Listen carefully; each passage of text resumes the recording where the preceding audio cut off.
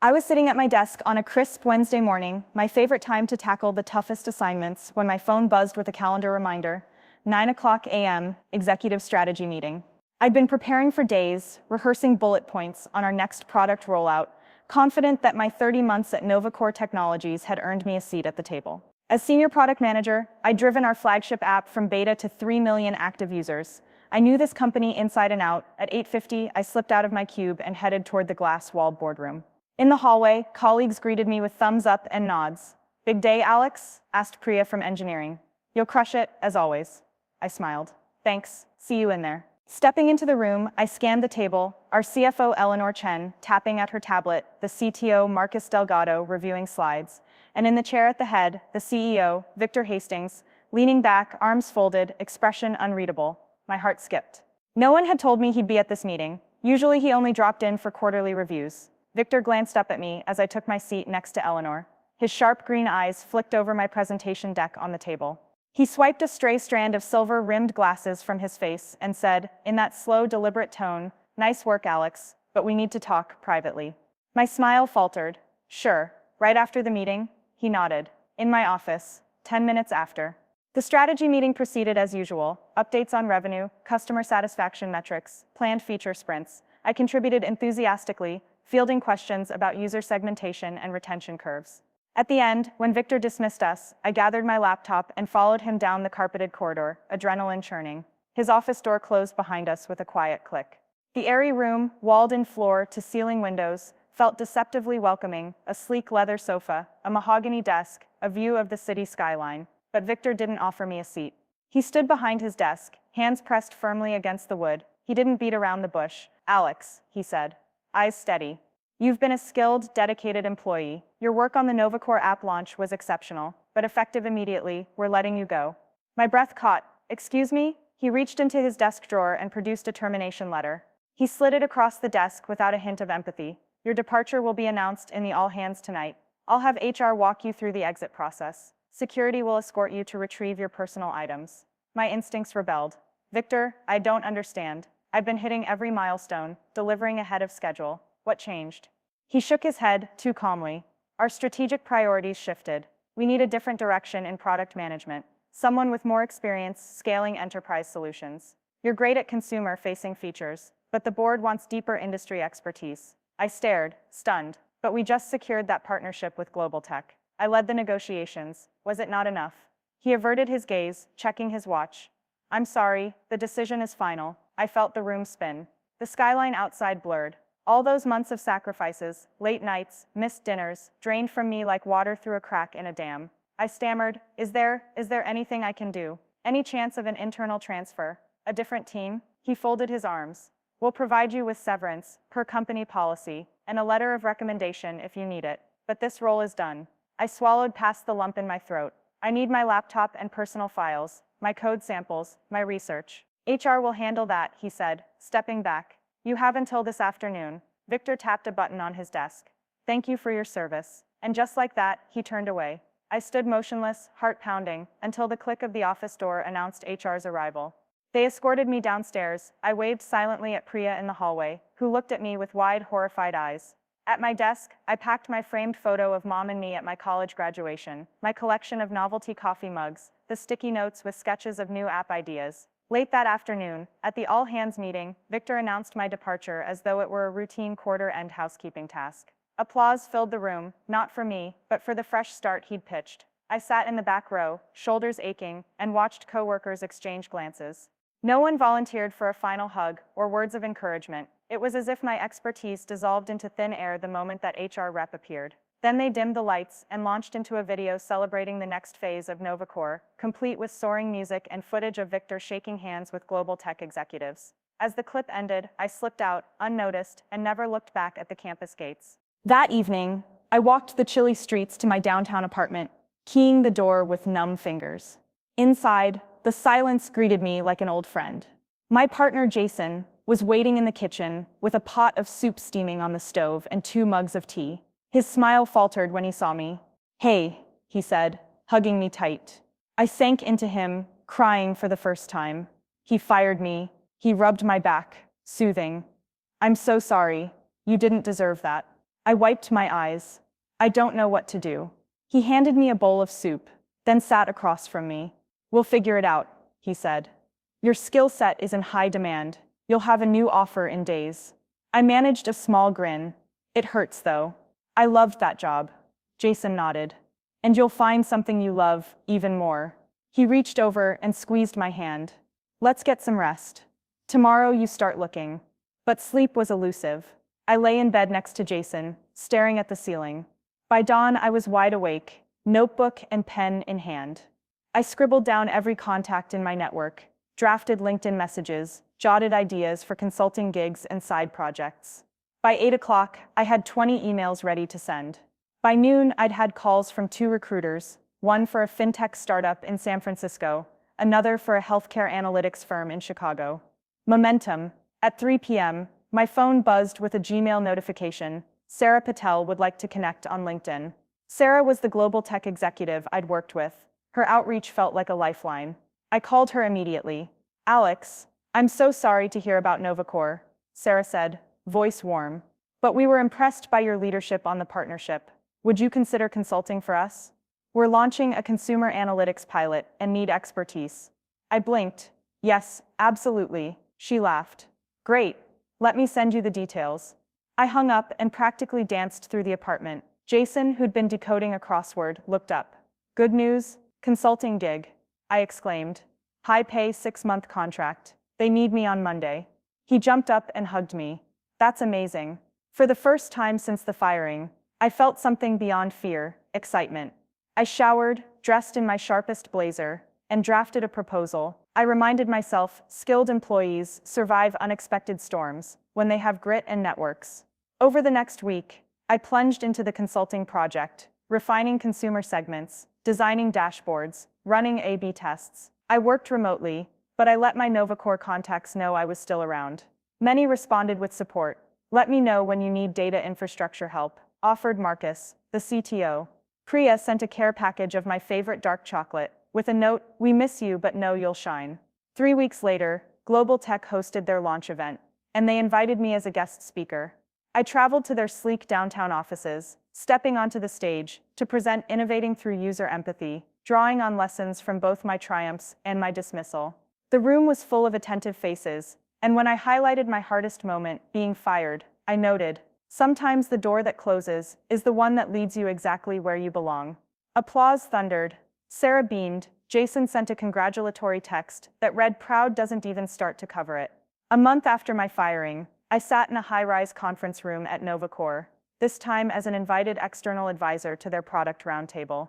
I watched Victor enter, looking surprised to see me, and he stopped in the doorway. My heart fluttered, but I greeted him with calm professionalism. Good afternoon. Thank you for inviting me. His eyes flicked from me to a slide behind him. Our old slides, our old metrics. He cleared his throat. Alex. His voice was stiff. I'm glad you could join us. I nodded, taking the chair across from Marcus and Emily from marketing. The discussion proceeded, new features, budget reallocations, but I noticed Victor watched me intently, his posture tense. When I suggested a pivot in user personalization based on my successful pilot at Global Tech, he leaned forward. That's interesting, he said. Perhaps we underestimated the consumer segment. I allowed a neutral smile. Thank you. I'd be happy to help develop that further. After the meeting, as people filtered out, Victor approached me. I braced. I've been thinking, he said, voice low. I made a mistake, dismissing you so suddenly. Our board pushed for more enterprise experience, but I should have discussed internal options first. I'd like to invite you to rejoin Novacor as head of product strategy. My pulse soared. Then I reminded myself of the freedom I'd found consulting, keynote invitations, the thrill of starting something new. My gaze met his. Thank you for the offer. I appreciate it. But right now, I'm exploring independent ventures. I'll let you know if I decide to return. He nodded, disappointment in his eyes. Understood. I shook his hand. Thank you, Victor. As I stepped into the bright lobby, free from old constraints, I felt a profound shift. Yes. I'd been fired, blindsided by a CEO's abrupt decision. But leaving had led me to clients who valued me, to roles where my vision mattered. It had ignited a new chapter, one where I defined my worth. not a title on a business card. That evening, I zoomed into a startup pitch event, mentoring 3 fledgling founders. When they thanked me, I thought back to the moment I was summoned by Victor, unprepared, unheard. Now I had a voice, influence, and a network that extended far beyond Novacore's gleaming towers. Sometimes it takes a sudden firing to remind you who you are and show you the doors you never knew existed. I woke the next morning to the soft ping of my phone, an email from Global Tech confirming my final payment for the pilot project. I'd hit every milestone, delivered on every promise, and they'd rewarded me generously. As I sipped my coffee and watched steam swirl in the mug, a new thought surfaced. What if I didn't simply return to Novacore? What if I built something of my own? Dawn of a new venture over breakfast, I sketched out a simple business plan on the back of an envelope. Name: Empathic Labs' mission to craft human-centered product strategies for tech companies, bridging empathy and data. Services: UX research, product roadmapping, strategic consulting, executive workshops, first target clients, early-stage SaaS startups, mid-market enterprises seeking digital transformation. I drafted a tagline, where strategy meets empathy, and smiled. It felt right. Later that morning, I met Jenna for a celebratory latte. She'd become my unofficial business consultant, brainstorming brand names and marketing ideas late into the night. "You're serious?" she asked, eyes wide. "You're going from consultant for hire to founder?" I nodded. "I love consulting, but I want a stable framework. If I form Empathic Labs, I can assemble a team, take on larger projects, and build recurring revenue." She grinned, raising her cup. "To Empathic Labs. May your inbox always overflow."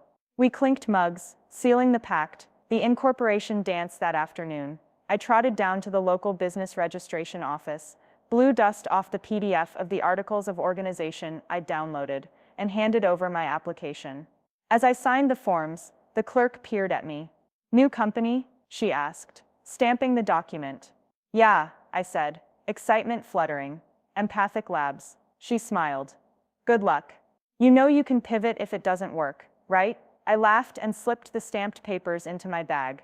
I planned to succeed. Walking back to my sublet, I called my bank to open a business account, then booked time with my accountant for an upcoming consultation on taxes and payroll. By evening, Empathic Labs existed on paper and in my heart, seeding the network. The next challenge was landing clients. I updated my LinkedIn profile, new title, founder and principal strategist at Empathic Labs. Within hours, my network alerted me. Priya from Novacore messaged, "Congrats, Alex. Let me know if you need UX research support."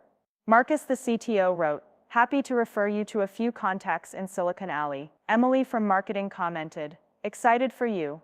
Let's catch up next week." My phone vibrated nonstop. I booked video calls, one with a fintech startup founder in Austin, seeking product market fit, another with a healthcare CIO in Chicago, wanting to revamp their patient portal. Each call ended the same way. "Your approach feels fresh and human. Can you send a proposal?" That night, I drafted 3 proposals, bundling interviews, surveys, prototypes, and workshops. My cursor hovered over send, then I clicked. It felt like releasing a paper boat onto a river, uncertain where it'd land. Trial by client. A week later, I landed my first contract, a 2-month engagement with Beam Health, a telemedicine startup struggling with user adoption. Their app could connect rural patients to doctors, but the interface was confusing and cold. Their CEO, Nadia Clark, was vivacious and driven, a perfect match for my empathy-driven brand. Our kickoff call was electric. "Alex, welcome aboard." Nadia beamed, her webcam lighting up her living room background. "We need your help. Users drop off at the login screen. They say it's too clinical. We want to feel warm, trustworthy, yet efficient." I leaned forward. "Tell me a bit about your vision for Beam Health." She described villages where patients hiked miles for checkups, where digital literacy was patchy, and how a smoother app could save lives. I felt tears prick my eyes. "I'd be honored to help you bridge that gap." We agreed on a phased approach, stakeholder interviews, user journey mapping, a low-fidelity prototype test, then UI redesign and a beta launch. The following days were a blur of interviews with Beam Health's doctors, nurses, and patients via Zoom. I watched pixelated faces on farmhouses, children in the background, doctors juggling homes and hospitals. I took notes nonstop, Building the team by week 3. I realized I couldn't do this alone. I needed a small, agile team. I reached out to Priya, who agreed to consult on UX research methods. Michael, a front-end developer I'd mentored, he'd freelance. Sarah, a visual designer I'd met at the startup event. Her portfolio shimmered with color and clarity. I hashed out contracts, NDAs, and project timelines. On a Friday afternoon, we gathered in my makeshift home office, the dining table for the first Empathic Labs team meeting. "Welcome to Empathic Labs," I said, beaming. "Our mission: build tech that cares. Our first client, Beam Health. Let's change some lives." They grinned. Priya raised her mug. "To living our values." The others echoed, "To empathy in action." The first milestone: we spent week 4 designing a clickable prototype, warm color palettes, simplified language, friendly icons, an app that looked like a gentle conversation, not an operating room. Then we tested it with 5 target users: 2 grandparents, a college student in rural Nebraska, a farmer in Montana, and a school teacher in Vermont. Their feedback was a revelation. "The doctor avatar makes me feel less alone. The font is easier on my old eyes. I like that it says, 'Hello Mary,' it's personal." We iterated, polished the flow, and 2 weeks later launched a closed beta. Beam Health users doubled overnight. The press and the pivot news of our pilot spread. A local health tech blog wrote, "Small consultancy Empathic Labs transforms user experience at Beam Health, doubling rural telemedicine users in 2 weeks." That article became a Google alert in my inbox. Then came the unexpected. NovaCore's own product team reached out. They'd read the article and wanted me to consult on their next feature release. I replied professionally, offering a retainer model. They signed on. My first returning client. Within 2 months, Empathic Labs had a roster: Beam Health, NovaCore, a regional bank seeking to humanize its online portal, and a nonprofit building an educational app for underprivileged youth. We were profitable. Personal growth as Empathic Labs grew. I juggled business strategy, client calls, design reviews, and payroll. I hired a part-time operations manager, Luis, to handle invoices and scheduling, so I could focus on high-value work. But success wasn't just about money. It was about fulfillment. Every morning, I woke eager to solve someone's problem. My confidence, shaken by that abrupt firing, had transformed into a resilient core. Jason noticed the change. One evening, he pulled me aside. "You're glowing," he said. "This is good for you." I smiled, running my hand through his hair. I found purpose. "I can't believe how far I've come since that day Victor fired me." He hugged me. "I'm proud of you." NovaCore's latest request, 6 months in. NovaCore invited me back for an executive strategy session, not as a fired employee, but as a valued external advisor. I'd already spun projects with them, and now they wanted my take on an enterprise-level pivot. Walking into their boardroom, the same one where I'd been unceremoniously dismissed, I felt no anxiety. I felt excitement. The executives greeted me warmly. Marcus clasped my hand. "Welcome back, Alex." I set up my laptop, pulled up the user data dashboards, and dove into recommendations, streamlined onboarding flows, contextual help overlays, and a phased rollout plan. I guided them in real-time testing strategies. Heads nodded, notes flew. After 2 hours, we wrapped. As I packed up, Victor slipped into the room. He extended his hand. "Alex, I want to apologize for how I handled your firing. You've shown extraordinary leadership." I accepted the handshake. "Thank you. It was painful, but it led me here, and I'm grateful for that." He smiled, genuine this time. "Let's keep working together." I nodded. "I'm here when you need me." The first Empathic Labs conference, buoyed by momentum. I organized, but did not host, Empathic Labs' first annual micro-conference on empathy in tech. We rented a loft space downtown, invited speakers from Beam Health, NovaCore, and community organizers. Over 2 days, 200 attendees, packed sessions on designing for accessibility, human-centered AI, and building trust in telehealth. At the closing keynote, I stood on stage under a string of Edison bulbs, the room alive with energy. "Empathy," I began, "is not a soft skill, it's a competitive advantage. It's what turns users into advocates, clients into partners, and consultants into changemakers." The applause felt thunderous. I scanned the crowd: Sarah, Priya, Michael, Luna, the operations manager, my team. I saw faces I'd coached, junior designers, startup founders, execs hungry for change. I thought, this is what it's all about. and I knew I'd never let a single firing define me again. The return offer a month later, my phone buzzed with a calendar invite from Victor Hastings, dinner and discussion at an upscale restaurant. My pulse quickened. I accepted, curious what he might propose now. That evening, I walked into La Belle Epoque and found Victor waiting. He looked smaller in the soft lantern light, more human. We ordered wine, shared small talk, then he leaned forward. "Alex," he said, "I have an opportunity. Novacor is exploring a spin out of our consumer division into a standalone startup. We'd like you to co-found it as Chief Product Officer, with equity." He pushed a sleek folder across the table. "Think of it as a joint venture, with Empathic Labs powering the strategy." My mind spun. The offer was tempting. Significant equity, the thrill of building anew, a safety net of corporate backing. Yet I sipped the wine, eyes on the polished wood. I'd built Empathic Labs from the ground up. What would it mean to merge again? I glanced at Victor. "Thank you. It's an incredible opportunity." I paused, choosing my words, but I've found my purpose at Empathic Labs. I want to grow this brand on my own terms. I'm honored, but I'm going to decline. He leaned back, eyebrows lifting. "I respect that." He raised his glass. "To your continued success." I met his gaze, lifted my glass, "and to new beginnings." Looking ahead that night, as I walked home under a canopy of stars, I reflected on the twist of fate. The CEO's abrupt firing had been a shock, a gut punch, yet it propelled me to build something stronger, more aligned with my values. I'd found clients who valued my voice, colleagues who became team members, and a community eager for empathy and technology. In the weeks that followed, Empathic Labs hit new milestones, a $150K project with a renewable energy platform, a retainer with a major e-commerce brand, and invitations to speak at conferences across the country.